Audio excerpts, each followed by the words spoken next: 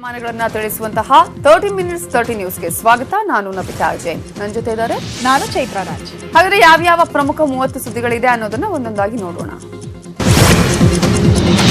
Hunsur by election ಅಖಾಡ ರಂಗೇರಿದೆ. ಹುಣಸೂರಿನ ಕುರುಬರ ಹೊಸಳ್ಳಿ ಸುತ್ತಮುತ್ತ ಗ್ರಾಮದಲ್ಲಿ ಬಿಜೆಪಿ ಅಭ್ಯರ್ಥಿ ಎಚ್ ವಿಶ್ವನಾಥ್ ಮತ ಪ್ರಚಾರ ಮಾಡಿದ್ರು. ಈ ವೇಳೆ ಮಾತನಾಡಿದ ವಿಶ್ವನಾಥ್, ದೋಸ್ತಿ ಸರ್ಕಾರ ಇದ್ದಾಗ ನನ್ನ ಮಂತ್ರಿ ಮಾಡೋಕೆ ಎಚ್ಡಿಕೆಗೆ ಇಷ್ಟ ಇತ್ತು. ಪ್ರಮಾಣ ವಚನ ದಿನ ಬೆಳಗ್ಗೆವರೆಗೂ ಪಟ್ಟಿಲಿ ಹೆಸರಿತ್ತು.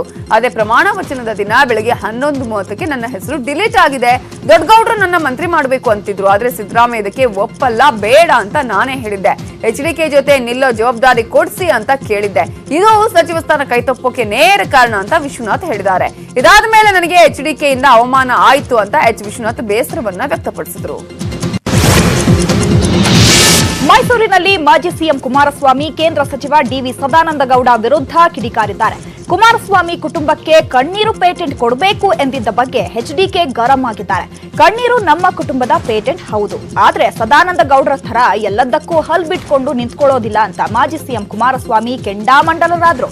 ಸದಾನಂದ ಗೌಡ್ರೆ ವಿಕ್ಸ್ ಗ್ಲಿಸರಿನ್ ಹಾಕೊಂಡು ಕಣ್ಣೀರು ಹಾಕೋ ಅವಶ್ಯಕತೆ ನನಗಿಲ್ಲ. ಬಡವರ ಕಷ್ಟ ನೋಡಿದ ತಕ್ಷಣ ಕಣ್ಣೀರು ಬರುತ್ತೆ. ನೀವು ಬಂದಿರೋದು ನಾಟಕ ಆಡೋ ಕಡೆಯಿಂದ. ನಿಮ್ಗೆ ಮಾನವೀಯತೆ ಗೊತ್ತಾದ್ರೆ ತಾನೇ ಕಣ್ಣೀರ್ ಬೆಲೆ ಗೊತ್ತಾಗೋದು. ಎಷ್ಟು ಜನ ಬಡವರು ನಿಮ್ಮ ಮನೆ ಹತ್ರ ಬರ್ತಾರೆ? ಕೇಂದ್ರದ ಗೂಢಾಚಾರಿಗಳನ್ನ ನಮ್ಮ ಮನೆ ಹತ್ರ ಕಳುಹಿಸಿ, ಆಗ ನಿಮಗೆ ಗೊತ್ತಾಗುತ್ತೆ ಎಷ್ಟು ಬಡವರು ಬರ್ತಾರೆ ಅಂತ.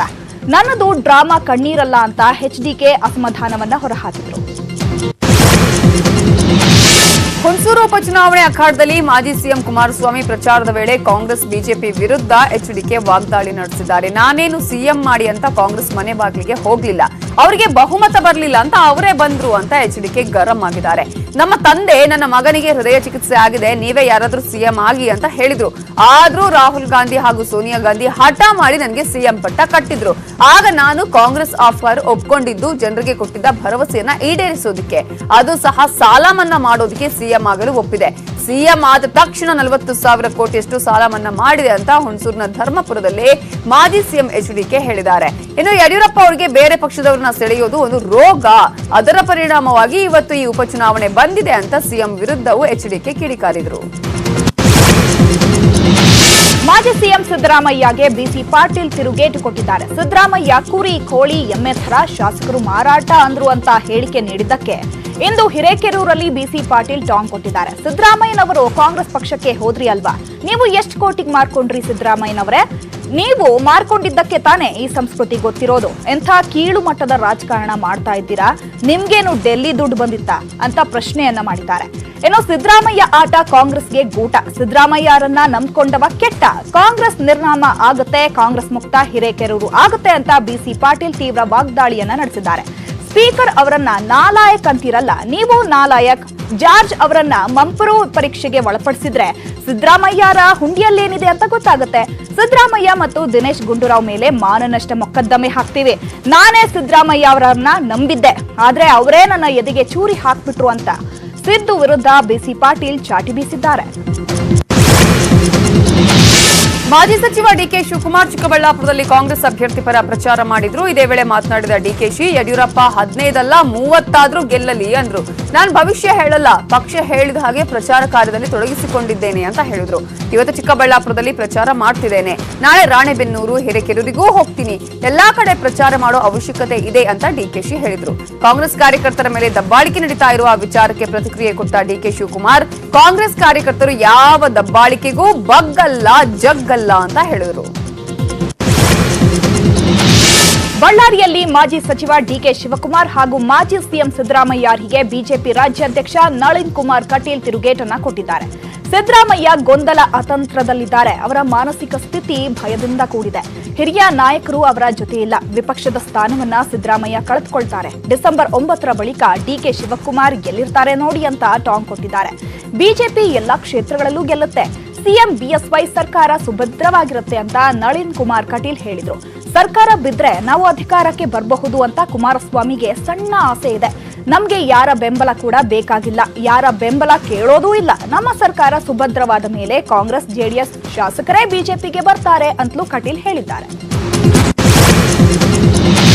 ಬಳ್ಳಾರಿಯ ಹೊಸಪೇಟೆಯಲ್ಲಿ ಕಾಂಗ್ರೆಸ್ ಅಭ್ಯರ್ಥಿ ಪರ ಮಾಜಿ ಸಿಎಂ ಸಿದ್ದರಾಮಯ್ಯ ಪ್ರಚಾರ ಮಾಡಿದ್ರು. ಭಾಷಣದ ಉದ್ದಕ್ಕೂ ಬಿಜೆಪಿ ಅಭ್ಯರ್ಥಿ ಆನಂದ್ ಸಿಂಗ್ ವಿರುದ್ಧ ಸಿದ್ದು ಗುಡುಗಿದ್ರು. ಯಾವುದೇ ಕಾರಣ ಇಲ್ಲದೆ ಆನಂದ್ ಸಿಂಗ್ ರಾಜೀನಾಮೆ ನೀಡಿದ್ರು. ಮತದಾರರನ್ನ ಕೇಳದೆ ರಾಜೀನಾಮೆ ಕೊಟ್ಟು ಅವಮಾನ ಮಾಡಿದ್ದಾರೆ.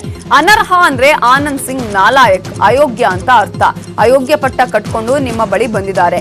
3 ಸಲ ಶಾಸಕರಾಗಿದ್ದಾರೆ. ಕ್ಷೇತ್ರಕ್ಕೆ ಏನು ಮಾಡಿಲ್ಲ ಅಂತ ಹರಿಹಾಯ್ದ್ರು. ನಾನು ಸಿಎಂ ಆಗಿರುವಾಗ 7 ಕೆಜಿ ಅಕ್ಕಿ ಕೊಡ್ತಾ ಇದ್ದೆ. ಅಕ್ಕಿಯನ್ನ ಕಡಿಮೆ ಮಾಡೋದಕ್ಕೆ ಬಿಎಸ್ವೈ ಮುಂದಾಗಿದ್ದಾರೆ. ಬಿಎಸ್ವೈ ಬಡವರ ರೈತರ ವಿರೋಧಿ. ರೈತರ ಸಾಲ ಮನ್ನಾ ಮಾಡಿದ್ ನಾನು. 16 ಯೋಜನೆಗಳನ್ನು ಜಾರಿಗೊಳಿಸಿದ್ದೆ. ಯಡಿಯೂರಪ್ಪ ಎಷ್ಟೇ ತಿಪ್ಪರ್ಲಾಗ ಹಾಕಿದ್ರು ಮತ್ತೆ ಅಧಿಕಾರಕ್ಕೆ ಬರಲ್ಲ, ಅವರು ಸಿಎಂ ಆಗಲ್ಲ ಅಂತ ಸಿದ್ದು ಗುಡುಕಿದ್ರು.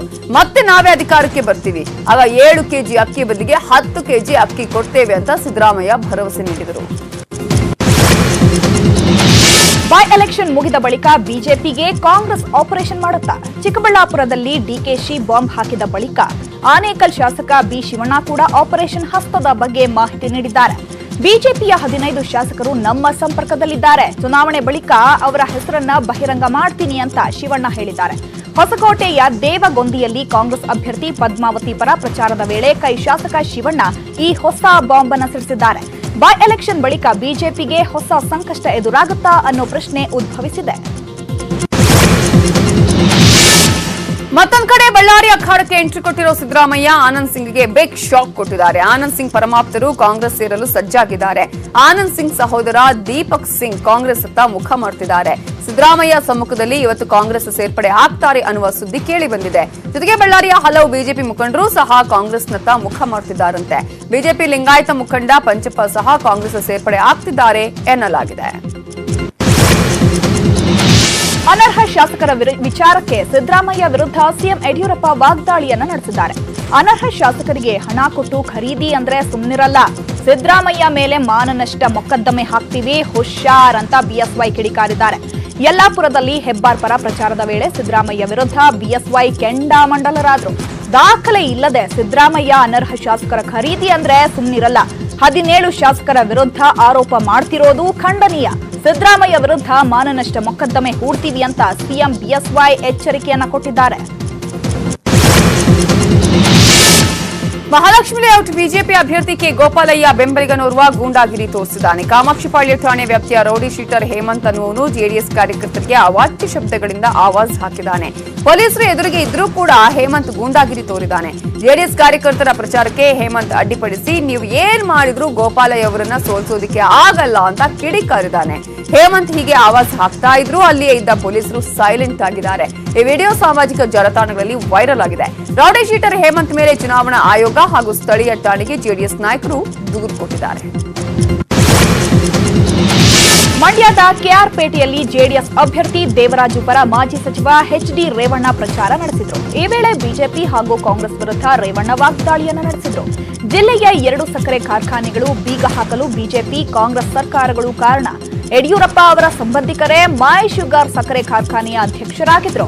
ಆ ಅವಧಿಯಲ್ಲಿ ಕಾರ್ಖಾನೆಗೆ 300 ಕೋಟಿ ರೂಪಾಯಿ ನಷ್ಟವಾಗಿದೆ. ಆದರೆ ಬಾಂಬೆಯಲ್ಲಿದ್ದವರಿಗೆ ಇದೆಲ್ಲ ಏನ್ ಗೊತ್ತು ಅಂತ ಬಿಜೆಪಿ ಅಭ್ಯರ್ಥಿ ನಾರಾಯಣಗೌಡರನ್ನ ಟೀಕಿಸಿದ್ರು. ಇಲ್ಲಿಂದ ಹಲವು ಜನರು ಬಾಂಬೆಗೆ ಹೋಗ್ತಿದ್ದಾರೆ, ಅದರಲ್ಲಿ ಒಳ್ಳೆಯವರು ಇದ್ದಾರೆ, ಗೌರವದಿಂದ ಬದುಕ್ತಿದ್ದಾರೆ. ಆದ್ರೆ ನಾರಾಯಣಗೌಡಗೆ ಕೃತಜ್ಞತೆಯೇ ಇಲ್ಲ. ಕೆಆರ್ಪೇಟೆಗೆ ಯಡಿಯೂರಪ್ಪ ಕೊಡುಗೆ ಏನು ಅಂತ ಪ್ರಶ್ನಿಸಿದ್ರು. ಕುಮಾರಣ್ಣನ ಹತ್ರ ಮೇವಿತ್ತು, ಅಲ್ಲಿವರೆಗೂ ಇವರು ಮೇಯ್ದ್ರು. ಈಗ ಮೇವು ಖಾಲಿ ಆಗ್ತಿದ್ದಂತೆ ಯಡಿಯೂರಪ್ಪನ ಹತ್ರ ಹೋಗಿದ್ದಾರೆ. ಎಂತ ವಿಶ್ವಾಸವಿಲ್ಲದ ನಾಯಿಗಳು ಹೋಗಿದ್ದು ಒಳ್ಳೇದಾಯ್ತು, ಅವರು ಅಲ್ಲೂ ಜಾಸ್ತಿ ದಿನ ಇರೋದಿಲ್ಲ ಅಂತ ಟೀಕಿಸಿದ್ರು. ಮತ್ತೊಂದು ಕಡೆ ಕೆಆರ್ಪೇಟೆಯಲ್ಲಿ ಮಾಜಿ ಸಂಸದ ಎಲ್ಆರ್ ಶಿವರಾಮೇಗೌಡ ಅನರ್ಹ ಶಾಸಕರ ವಿರುದ್ಧ ಕಿಡಿಕಾರಿದ್ರು. ಅನರ್ಹರು ಅಂದ್ರೆ ಕನ್ನಡದಲ್ಲಿ ಅಯೋಗ್ಯರು ಅಂತ ಅರ್ಥ. ಸಿಎಂ ಆದಿಯಾಗಿ ಬಿಜೆಪಿಯ ಯಾವುದೇ ನಾಯಕರಿಗೆ ಮಾನ ಮರ್ಯಾದೆ ಇಲ್ಲ, ಇಂಥವರು ಕೆಆರ್ಪೇಟೆಗೆ ಬಂದು ಮತ ಕೇಳ್ತಿದ್ದಾರೆ ಅಂತ ಪ್ರಶ್ನಿಸಿದ್ರು. ಆಪರೇಷನ್ ಕಮಲ ನಡೆದ ವೇಳೆ ನಡೆದಿದೆ ಎನ್ನಲಾದ ಡೀಲ್ ವಿವರ ಇರೋ ಪೆನ್ ಡ್ರೈವ್ ನನ್ನ ಬಳಿ ಇದೆ. ಈ ಪೆನ್ ಡ್ರೈವ್ ಅಲ್ಲಿ ನಾರಾಯಣಗೌಡರನ್ನ ಯಾರು ಎಷ್ಟು ಹಣ ಕೊಟ್ಟು ಕೊಂಡ್ಕೊಂಡ್ರು ಅನ್ನೋದೂ ಇದೆ ಅಂತ ಹೊಸ ಬಾಂಬ್ ಸಿಡಿಸಿದ್ರು. ಈ ಚುನಾವಣೆಗೆ ಸುಮಾರು 30-40 ಕೋಟಿ ರೂಪಾಯಿಗಳನ್ನ ಖರ್ಚು ಮಾಡ್ತಿದ್ದಾರೆ. ಆ ಹಣವನ್ನೆಲ್ಲ ತೋಟದ ಮನೆಯಲ್ಲಿ ತಂದಿಟ್ಟಿದ್ದಾರೆ. ಒಂದು ಒಟ್ಟಿಗೆ 2,000 ಕೊಡ್ತಿದ್ದಾರೆ. ಅದನ್ನೆಲ್ಲ ಇಸ್ಕೊಂಡು ನಮ್ಮ ಅಭ್ಯರ್ಥಿಗೆ ವೋಟ್ ಹಾಕಿ ಅಂತ ಶಿವರಾಮೇಗೌಡ ಹೇಳಿದ್ರು. ಶಾಸಕರು, ಉದ್ಯಮಿಗಳು, ವಿಐಪಿಗಳ ಹನಿ ಟ್ರ್ಯಾಪ್ ಪ್ರಕರಣಕ್ಕೆ ಸಂಬಂಧಪಟ್ಟ ಹಾಗೆ ಆರೋಪಿ ಪುಷ್ಪಾ ಹಾಗೂ ರಾಘವೇಂದ್ರಗೆ ಸಿಸಿಬಿ ಅಧಿಕಾರಿಗಳು ಸಖತ್ ಡ್ರಿಲ್ ಮಾಡಿದ್ದಾರೆ. ಕಿಂಗ್ ಪಿನ್ ರಾಘವೇಂದ್ರನ ಮೇಲೆ 10ಕ್ಕೂ ಹೆಚ್ಚು ಕೇಸ್ಗಳಿವೆ. ಸೈಬರ್ ಕ್ರೈಂನಲ್ಲೇ 5 ಕೇಸ್ ದಾಖಲಾಗಿದ್ದು, ಮೈಸೂರಲ್ಲೂ 15ಕ್ಕೂ ಹೆಚ್ಚು ಕೇಸ್ಗಳು ದಾಖಲಾಗಿವೆ. ಹನಿ ಟ್ರ್ಯಾಪ್ ಮಾಡ್ತಿದ್ದ ಪುಷ್ಪಾ ಕನ್ನಡ ಕಿರುತೆರೆ ನಟಿಯಾಗಿದ್ರು. ಆರೋಪಿ ರಾಘವೇಂದ್ರ ಕಿರುತೆರೆಯಲ್ಲೇ ಮೇಕಪ್ ಆರ್ಟಿಸ್ಟ್ ಆಗಿದ್ದ. ಇವರಿಬ್ಬರು ಶಾಸಕರು, ವಿಐಪಿಗಳಿಗೆ ಹುಡುಗಿಯರ ಫೋಟೋ ತೋರಿಸಿ ಖೆಡ್ಡಾಗಿ ಬೀಳಿಸ್ತಿದ್ರು. ಮೊದಲು ಕಾಲೇಜು ಯುವತಿಯರು ಅಂತ ಹೇಳಿ ಹುಡುಗಿಯರನ್ನ ರೆಡಿ ಮಾಡ್ತಿದ್ದ. ಬಳಿಕ ಅವರು ಪ್ರಾಜೆಕ್ಟ್ ಮಾಡ್ತಿದ್ದಾರೆ ಅಂತ ಶಾಸಕರನ್ನ ನಂಬಿಸಿ ವಾಸ್ತವ್ಯಕ್ಕೆ ಜಾಗ ಕೊಡಿಸುವಂತೆ ಕೇಳ್ತಿದ್ದ. ಬಳಿಕ ಹುಡುಗಿಯರಿಂದ ನಿತ್ಯ ಕಾಲ್ ಮಾಡಿಸಿ ಶಾಸಕರನ್ನ ಬಲೆಗೆ ಬೀಳಿಸ್ತಿದ್ದ ಅನ್ನೋದು ಗೊತ್ತಾಗಿದೆ.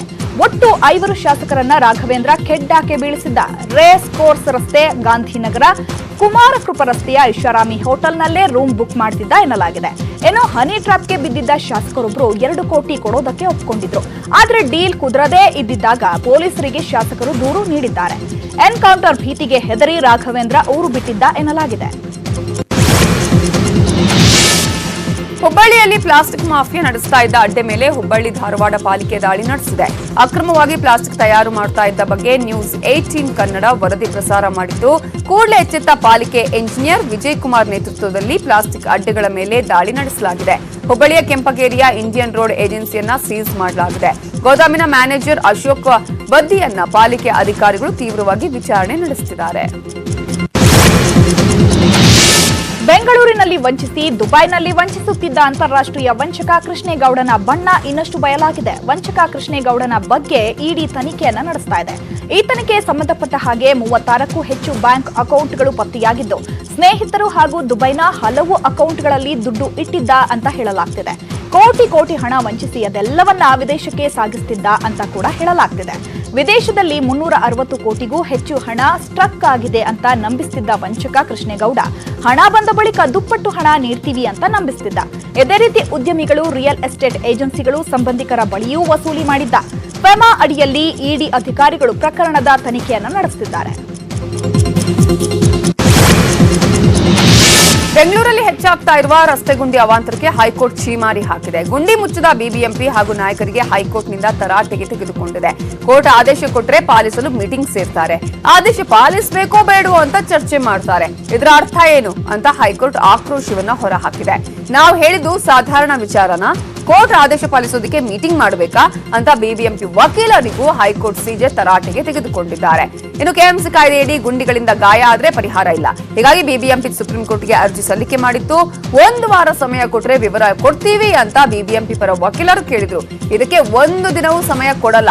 ಬಿಬಿಎಂಪಿಯವರ ವಿರುದ್ಧ ನ್ಯಾಯಾಂಗ ನಿಂದನೆಯ ನೋಟಿಸ್ ಕೊಡ್ತೀವಿ. ಬಿಬಿಎಂಪಿಗೆ ಒಮ್ಮೆಯಾದ್ರೂ ಬುದ್ಧಿ ಕಲಿಸಬೇಕು ಅಂತ ಹೈಕೋರ್ಟ್ ಸಿಜೆ ಗರಂ ಆದ್ರು. ಚನ್ನಪಟ್ಟಣದಲ್ಲೊಬ್ಬ ಪವಾಡ ಪುರುಷ ಬಾಬಾ ಜನತೆಯನ್ನ ಚಕಿತಗೊಳಿಸುತ್ತಿದ್ದಾರೆ. ಶಿರಡಿ ಬಾಬಾ, ಸತ್ಯಸಾಯಿ ಬಾಬಾ ಅವತಾರ ಅಂತಾನೆ ಇವರನ್ನ ಕರೀತಿದ್ದು ಜನತೆ ಮುಗಿ ಬೀಳುತ್ತಿದ್ದಾರೆ. ಚಿಕ್ಕಮಗಳೂರಿನಲ್ಲಿರೋ ಪ್ರೇಮ್ ಸಾಯಿ ಬಾಬಾ ಬರಿಗೈನಲ್ಲಿ ವಿಭೂತಿ, ತಾಯತ, ಸಿಹಿ ತಿನಿಸನ್ನ ಭಕ್ತರಿಗೆ ನೀಡುತ್ತಿದ್ದಾರೆ. ಇದನ್ನ ನೋಡಿದ ಜನರು ಚಕಿತವಾಗಿದ್ದು ಸಮಸ್ಯೆಗಳನ್ನ ಹೇಳ್ಕೊಳ್ಳೋಕೆ ನಾ ಮುಂದು ತಾ ಮುಂದು ಅಂತಿದ್ದಾರೆ. ಇಂಗ್ಲಿಷ್, ಹಿಂದಿಯಲ್ಲಿ ಇವರು ಮಾತನಾಡ್ತಿದ್ದು ಸಂಜೆ ಹಾಗೂ ಬೆಳಗಿನ ಭಜನೆ ಕಾರ್ಯಕ್ರಮಕ್ಕೆ ಭಕ್ತರ ದಂಡೇ ಸೇರ್ತಾ ಇದೆ. ಖತರ್ನಾಕ್ ಕಳ್ಳರ ತಂಡ ಒಂದು ಕಾರಲ್ಲಿ ಬಂದು ಬಟ್ಟೆ ಅಂಗಡಿಯಲ್ಲಿ ಕೈಚಳಕ ತೋರಿದೆ. ಮತ್ತಿಕೆರೆಯ ಎಕ್ಸ್ಮ್ಯಾನ್ ಫ್ಯಾಷನ್ ಹಬ್ ಅಲ್ಲಿ ಈ ಘಟನೆ ನಡೆದಿದೆ. 4 ಕಳ್ಳರ ತಂಡ ಕಾರಲ್ಲಿ ಬಂದು ಶೆಟರ್ ಮುರಿದು ಅಂಗಡಿ ಒಳಗೆ ನುಗ್ಗಿದ್ದಾರೆ. ಬಳಿಕ 150 ಪ್ಯಾಂಟ್ ಹಾಗೂ 30 ಶರ್ಟ್ಗಳನ್ನು ಕಳ್ಳರು ಹೊತ್ತೊಯ್ದಿದ್ದಾರೆ. ಕಳೆದ 3 ದಿನಗಳ ಹಿಂದೆ ನಡೆದಿರುವ ಪ್ರಕರಣ ತಡವಾಗಿ ಬೆಳಕಿಗೆ ಬಂದಿದೆ. ಕಳ್ಳರು ಬಂದು ಬಟ್ಟೆ ಕದ್ದೊಯ್ತಾ ಇರೋದು ಸಿಸಿಟಿವಿಯಲ್ಲಿ ಸೆರೆಯಾಗಿದೆ. ಈ ಸಂಬಂಧ ಯಶವಂತಪುರ ಪೊಲೀಸ್ ಠಾಣೆಯಲ್ಲಿ ಪ್ರಕರಣ ದಾಖಲಾಗಿದೆ. ಜನವರಿ 21ರಂದು ಶಿವಕುಮಾರ ಶ್ರೀಗಳ ಪುಣ್ಯ ಸ್ಮರಣೆ ಹಿನ್ನೆಲೆ ಅಂದಿನ ಕಾರ್ಯಕ್ರಮಕ್ಕೆ ಬರುವಂತೆ ಸಿದ್ದಗಂಗಾ ಶ್ರೀಗಳು ಪ್ರಧಾನಿ ಮೋದಿಗೆ ಆಹ್ವಾನವನ್ನ ಕೊಟ್ಟಿದ್ದಾರೆ. ದೆಹಲಿಯ ಪ್ರಧಾನಮಂತ್ರಿ ಕಚೇರಿಯಲ್ಲಿ ಮೋದಿಯನ್ನ ಭೇಟಿ ಮಾಡಿದ ಸಿದ್ದಲಿಂಗ ಶ್ರೀಗಳು ತುಮಕೂರಿನಲ್ಲಿ ನಡೆಯಲಿರುವ ಕಾರ್ಯಕ್ರಮಕ್ಕೆ ಬರುವಂತೆ ಆಹ್ವಾನವನ್ನ ಕೊಟ್ಟಿದ್ದಾರೆ. ಇನ್ನು ಆಹ್ವಾನ ನೀಡಿದ ಬಳಿಕ ದೆಹಲಿಯಲ್ಲಿ ಮಾತನಾಡಿದ ಶ್ರೀಗಳು ಜನವರಿ 21ರಂದು ನಡೆಯುವ ಕಾರ್ಯಕ್ರಮಕ್ಕೆ ಆಗಮಿಸಬೇಕು ಅಂತ ಮನವಿಯನ್ನ ಮಾಡಿದ್ದೇವೆ. ಗಣರಾಜ್ಯೋತ್ಸವ ತಯಾರಿ, ಗಣ್ಯರು ಬರೋದ್ರಿಂದ ತುಮಕೂರಿಗೆ ಬರೋದಕ್ಕೆ ಕಷ್ಟ ಅಂತ ಹೇಳಿದ್ದಾರೆ. ಕಾರ್ಯಕ್ರಮಕ್ಕೂ ಮೊದಲೇ ಬಂದು ಹೋಗಬೇಕು ಅಂತ ಮನವಿ ಕೂಡ ಮಾಡಿದ್ದಾರೆ. ಮಹಾರಾಷ್ಟ್ರದ ರಾಜಕೀಯ ಕ್ಲೈಮ್ಯಾಕ್ಸ್ ಹಂತಕ್ಕೆ ಬಂದು ತಲುಪಿದೆ. ತರಾತುರಿಯಲ್ಲಿ ಶನಿವಾರ ಬೆಳಗ್ಗೆ ಸಿಎಂ ಆಗಿ ಅಧಿಕಾರ ಸ್ವೀಕರಿಸಿದ್ದ ಬಿಜೆಪಿ ನಾಯಕ ದೇವೇಂದ್ರ ಫಡ್ನವೀಸ್ ಹಾಗೂ ಉಪಮುಖ್ಯಮಂತ್ರಿ ಅಜಿತ್ ಪವಾರ್ ಮಂಗಳವಾರ ರಾಜೀನಾಮೆ ನೀಡಿದರು. ಇದೀಗ ಕಾಂಗ್ರೆಸ್, ಎನ್ಸಿಪಿ, ಶಿವಸೇನೆ ಮೈತ್ರಿಯಾಗಿ ಸರ್ಕಾರ ರಚನೆ ಮಾಡೋದಕ್ಕೆ ಮುಂದಾಗಿವೆ.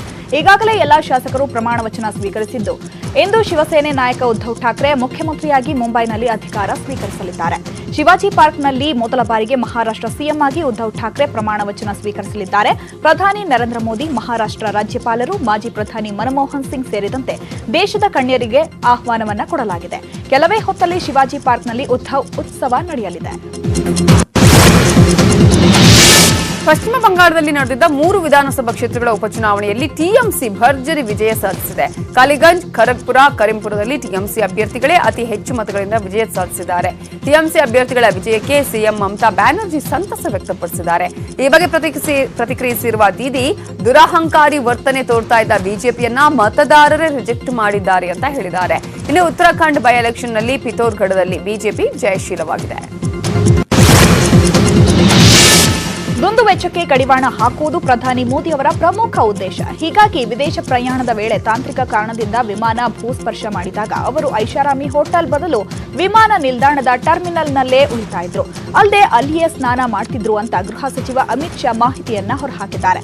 ಲೋಕಸಭೆಯಲ್ಲಿ ಮಾತನಾಡಿದ ಅಮಿತ್ ಶಾ, ತಾಂತ್ರಿಕ ಕಾರಣ ಹಾಗೂ ಇಂಧನ ತುಂಬುವ ಸಂದರ್ಭದಲ್ಲಿ ವಿಮಾನ ತುರ್ತು ಭೂಸ್ಪರ್ಶ ಮಾಡಿದಾಗ ಪ್ರಧಾನಿ ಹಾಗೂ ಅವರ ನಿಯೋಗವನ್ನ 5 ಸ್ಟಾರ್ ಹೋಟೆಲ್ಗಳಲ್ಲಿ ಇರಿಸಬೇಕು. ಇದು ರಾಜ್ಯದ ಬೊಕ್ಕಸಕ್ಕೆ ಹೆಚ್ಚಿನ ಹೊರೆಯಾಗಲಿದೆ.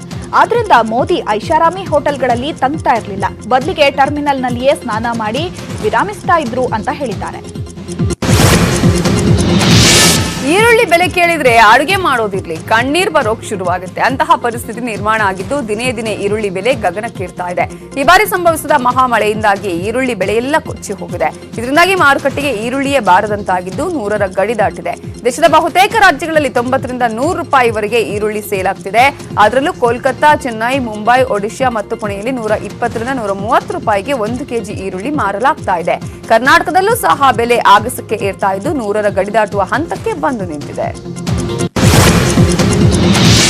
ಅಸ್ಸಾಂನಲ್ಲಿ ಆರ್ಮಿ ಕ್ಯಾಂಪ್ಗೆ ಕಾಡಾನೆಯೊಂದು ನುಗ್ಗಿ ದಾಂಧಲೆ ಮಾಡಿದೆ. ಕಾಡಾನೆ ಅಂಚಿನಲ್ಲಿರುವ ಆರ್ಮಿ ಕ್ಯಾಂಪ್ಗೆ ನುಗ್ಗಿದ ಕಾಡಾನೆ ರಾಜಾರೋಷದಿಂದ ಕ್ಯಾಂಪ್ನಲ್ಲಿ ರೌಂಡ್ಸ್ ಹಾಕಿತು. ಕೊಠಡಿಯೊಳಕ್ಕೆ ನುಗ್ಗಿದ ಆನೆ ಅಲ್ಲಿದ್ದ ಪೀಠೋಪಕರಣಗಳನ್ನ ತುಳಿದು ಹಾಕಿದೆ. ಇನ್ನು ಆನೆ ಕ್ಯಾಂಪ್ನಲ್ಲಿ ರೌಂಡ್ಸ್ ಹಾಕ್ತಿದ್ರೆ ಸೈನಿಕರು ಏನು ಮಾಡಲಾಗದೆ ನೋಡ್ತಾ ನಿಂತಿದ್ರು. ಬಳಿಕ ಬೆಂಕಿ ತೋರಿಸಿ ಕಾಡಾನೆಯನ್ನ ಹೊರಗೆ ಓಡಿಸಲಾಯಿತು. ಕಾಡಾನೆಯ ಈ ಪುಂಡಾಟವೆಲ್ಲ ಕ್ಯಾಮೆರಾದಲ್ಲಿ ಸೆರೆಯಾಗಿದೆ. ಐಎನ್ಎಕ್ಸ್ ಮೀಡಿಯಾ ಹಗರಣ ಸಂಬಂಧ ಜಾರಿ ನಿರ್ದೇಶನಾಲಯ ಮತ್ತೆ ಸುಪ್ರೀಂ ಕೋರ್ಟ್ ಮೆಟ್ಟಿಲೇರಿದೆ. ಈ ಪ್ರಕರಣದಲ್ಲಿ ತಿಹಾರ್ ಜೈಲಿನಲ್ಲಿ ನ್ಯಾಯಾಂಗ ಬಂಧನದಲ್ಲಿರುವ ಮಾಜಿ ಕೇಂದ್ರ ಸಚಿವ ಪಿ ಚಿದಂಬರಂಗೆ ಜಾಮೀನು ನೀಡದಂತೆ ಸುಪ್ರೀಂ ಕೋರ್ಟ್ಗೆ ಮನವಿಯನ್ನ ಸಲ್ಲಿಸಿದ್ದಾರೆ. ಒಂದು ವೇಳೆ ಚಿದಂಬರಂಗೆ ಜಾಮೀನು ಮಂಜೂರು ಆದಲ್ಲಿ ಪ್ರಕರಣದ ಸಾಕ್ಷ್ಯಾಧಾರಗಳ ಮೇಲೆ ಪರಿಣಾಮ ಬೀರಬಹುದು ಅಂತ ಇಡಿ ಪರ ವಕೀಲರು ಜಸ್ಟಿಸ್ ಆರ್ ಭಾನುಮತಿ ನೇತೃತ್ವದ ಪೀಠಕ್ಕೆ ಮನವಿ ಮಾಡಿದೆ. ಚಿದಂಬರಂ ಜೈಲಿನಲ್ಲಿದ್ದೇ ಪ್ರಕರಣ ಸಾಕ್ಷಿಗಳ ನಾಶಕ್ಕೆ ಯತ್ನಿಸ್ತಾ ಇದ್ದಾರೆ. ಜೈಲಿನಿಂದ ಬಿಡುಗಡೆಯಾದಲ್ಲಿ ಖಂಡಿತ ಸಾಕ್ಷಿ ನಾಶ ಮಾಡುವ ಸಾಧ್ಯತೆ ಇದೆ. ಹಾಗಾಗಿ ಆರ್ಥಿಕ ಅಪರಾಧಿಗಳಿಗೆ ಜಾಮೀನು ನೀಡಬಾರದು ಅಂತ ಸಾಲಿಸಿಟರ್ ಜನರಲ್ ತುಷಾರ್ ಮೆಹ್ತಾ ವಾದವನ್ನ ಮಂಡಿಸಿದ್ದಾರೆ. ತೀವ್ರ ಕುತೂಹಲ ಕೆರಳಿಸಿರುವ ರಕ್ಷಿತ್ ಶೆಟ್ಟಿ ಅವರ ಅವನೇ ಶ್ರೀಮನ್ ನಾರಾಯಣ ಸಿನಿಮಾದ ಟ್ರೇಲರ್ ಪಂಚಭಾಷೆಯಲ್ಲಿ ರಿಲೀಸ್ ಆಗಿದೆ. 3 ದಿನಗಳಿಂದ ಟ್ರೇಲರ್ನಲ್ಲಿರುವಂತಹ ಒಂದೊಂದು ಅಂಶಗಳನ್ನ ಪುಟ್ಟ ಪುಟ್ಟ ವಿಡಿಯೋ ತುಣುಕು ಮೂಲಕ ತೋರಿಸ್ತಾ ಸಿನಿ ಪ್ರಿಯರಲ್ಲಿ ರಕ್ಷಿತ್ ಸಿನಿಮಾದ ಟ್ರೇಲರ್ ಬಗ್ಗೆ ಇದ್ದ ಕುತೂಹಲವನ್ನ ಜಾಸ್ತಿ ಮಾಡಿದ್ರು. ಕನ್ನಡ, ಹಿಂದಿ, ತೆಲುಗು, ತಮಿಳು ಹಾಗೂ ಮಲಯಾಳಂನಲ್ಲಿ ಶ್ರೀಮನ್ ನಾರಾಯಣನ ಟ್ರೇಲರ್ ರಿಲೀಸ್ ಆಗಿದೆ. ಕನ್ನಡ ಮತ್ತು ಹಿಂದಿ ಟ್ರೇಲರ್ ಅನ್ನ ರಕ್ಷಿತ್ ಶೆಟ್ಟಿ ಬಿಡುಗಡೆ ಮಾಡಿದ್ರೆ, ತೆಲುಗಲ್ಲಿ ನಾನಿ, ತಮಿಳಲ್ಲಿ ನಟ ಧನುಷ್ ಹಾಗೂ ಮಲಯಾಳಂನಲ್ಲಿ ನಿವಿನ್ ಪೌಲಿ ರಿಲೀಸ್ ಮಾಡಿದ್ದಾರೆ. ನಟ ಕಿಚ್ಚ ಸುದೀಪ್ ಪೈಲ್ವಾನ್ ಸಿನಿಮಾದಿಂದ ಶುರು ಮಾಡಿದ ತಮ್ಮ ವರ್ಕೌಟ್ ಹಾಗೂ ಡಯಟ್ ರೊಟೀನ್ ಅನ್ನ ಈಗಲೂ ಮುಂದುವರೆಸಿದ್ದಾರೆ. ಈಗೀಗ ತಮ್ಮ ವರ್ಕೌಟ್ ಅನ್ನ ತುಂಬಾ ಸೀರಿಯಸ್ ಆಗಿ ತೆಗೆದುಕೊಂಡಿದ್ದಿರುವ ಕಿಚ್ಚ ಪ್ರತಿದಿನ ವ್ಯಾಯಾಮ ಮಾಡೋದನ್ನ ಮರೆಯೋದಿಲ್ಲ.